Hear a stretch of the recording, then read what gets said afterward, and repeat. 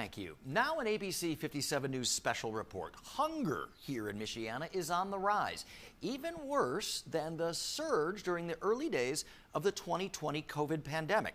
So why are food pantries seeing so many new families these days? ABC 57's Annie Kate is live in studio with her special report, Feeding Michiana, Hungry for the Holidays. Annie?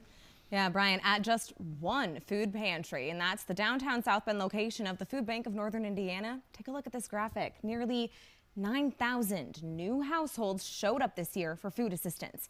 Hunger can be a hidden affliction, but it's one more common than most probably realize. Just ahead of Christmas, at the Food Bank of Northern Indiana's on-site pantry in South Bend, a line wraps around the parking lot and onto the street for drive-up food pickups. This wraparound, that's normal. Thank God for the pantries, because I don't know how a lot of us would make it out here. People are hungry. You got to eat. Actually, it's increased every year. Continually after COVID, there has just been this steady incline, a number of people having to visit pantries to supplement their food needs. This line, the new normal. A couple of days a week, our pantry opens at 9. We'll have people come as early as 5:30 or 6 a.m. and wait in line. A result of rising food insecurity in St. Joseph County and all of Michiana, something Mary Jo Martinick of the Food Bank of Northern Indiana is well aware of. Through November of this year, compared to November of 24, our pantry has seen 8,800 new households. Right here? Yeah. Our pantry so here. Just this location alone, almost 9,000 new families this year. It's something Jim Conklin of Cultivate Food Rescue thinks we aren't talking about enough. What do you think community members maybe don't understand about food insecurity? I don't think people don't wear signs that they're hungry, right? You could stand right next to somebody that's food insecure. You would never know that. A lot of people, we are going to a lot of pantries, just trying to make ends meet, due to the fact that it is hard out here. That's Margaret Followell, who lives in South Bend. Even by working and doing what you're doing in life, it's still not enough. It's not anymore. She tells me she's feeding 10 mouths, including herself. I have all 3 of my kids, 5 of my grandkids, myself and my father-in-law. To look in my grandkids' faces and, Grandma, I'm hungry. After a year of job losses and taking in her kids and grandkids, she's doing her best to make ends meet. I don't even have a Christmas tree. And it's day by day, door dashing, doing everything I can. She says it's hard to find good work. There's not many people that want to hire a 50-year-old lady. So you got to take what you can get at this point, and that's where I'm at. I'm grasping for, it's like I'm grasping for stuff that's not there. I think, we need to talk about what is a fair wage for a person. You can't even make it on $20 an hour. You can't make it on that. You're going to come up short somewhere, So what options do we have? Wait in this line. But Christopher Herringer isn't picking up for himself, he says. What brought you out to the food pantry today?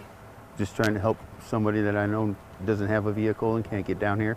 Something he tells me he's been doing for 7 years and says the lines this year are noticeably longer.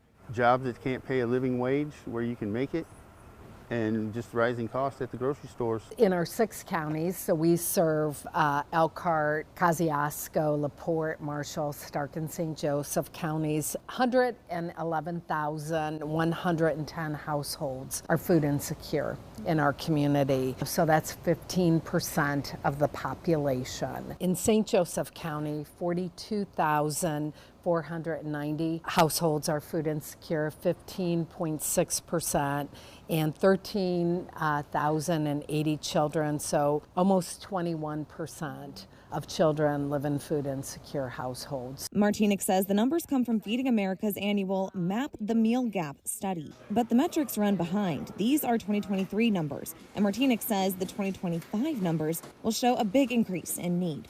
In 2024, Martinick says the food bank distributed 11.08 million pounds of food. The rising cost of food likely contributes to that as well, with the rising cost of everything. The drive-through format for the food pantry began during the social distancing modifications enacted during the pandemic, which was one of the biggest food insecurity crises in the food bank's history. It was very impactful, I think, followed by the shutdown, which the 43 days that the federal government shut down. Just this summer. We saw, yeah. So I would say milestones, I'll put this government shutdown as a milestone for our organization. I think many times we look at the economy from the top down, and it looks great from the top down. If we looked at it from the bottom up, it's a totally different view. Jim Conklin, co-founder and executive director at Cultivate Food Rescue, explains how lines got longer at food pantries as the COVID benefits that many came to rely on dried up. And then you had the inflation for over the last 5 years that's really put a dent in people's pocketbooks. We've seen record high credit card, record high car loans. People are really living off of debt. Housing's really ramped up rent too. And it's just every basic need you have, the cost has been higher. Consider again this summer's government shutdown, not to mention the major spike in need this summer when SNAP benefits were in jeopardy. SNAP has never been terminated or suspended in our country ever. And it became very real that it could happen. And it happened for a short bit. We saw that big 20% spike over across the board. All the factors combining to create for more and more households a hunger crisis.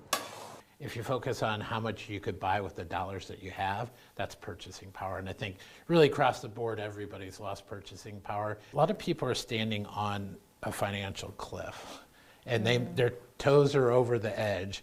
And one thing can really push you off that edge, and it's really hard to get back. But through struggle comes strength.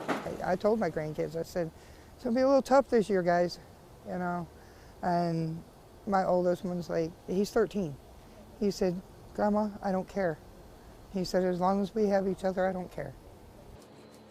And through awareness comes action. I guess I would tell anybody watching, just go to a food pantry and see the number of people in line. It's actually overwhelming. Mary Jo Martinick at the Food Bank of Northern Indiana tells me they will get their December numbers in mid-January. So at that time, they'll have a better picture of their year overall. And I'll be back to break it down for you. Appreciate you staying on top of that, Annie. You mentioned the spike in need when the SNAP benefits were in jeopardy, and they were put on hold for a few weeks. Those benefits are actually changing in 2026, aren't they? That's right. So looking ahead, there will be changes coming to SNAP in just a few days when January 1 hits. Now, these include work requirements, and here in Indiana especially, SNAP recipients can no longer use their benefits to buy things like candy, pop, and bakery items. So it will be interesting to see how these changes impact our local food pantries. We'll be keeping an eye out. I would think the numbers could go up again. You also mentioned a new program to track food insecurity here in Michiana. What's that about? How does that work? So this is something from Jim Conklin at Cultivate, and he tells me that they're in the process of developing what they call hunger intelligence. They're using Amazon Web Services technology, actually, to track the data and trends of those experiencing food insecurity to better understand the data and the trends, to find out where the gaps are and how agencies like Cultivate can step up to fill those gaps. He's really excited about this program. He says that they'll launch a website next year, so I'm sure you'll see us back here with more stories about that as that program rolls out. We are grateful for you, your reporting, and all those folks helping feed the hungry. Yes. Thank you out there. All right, Annie.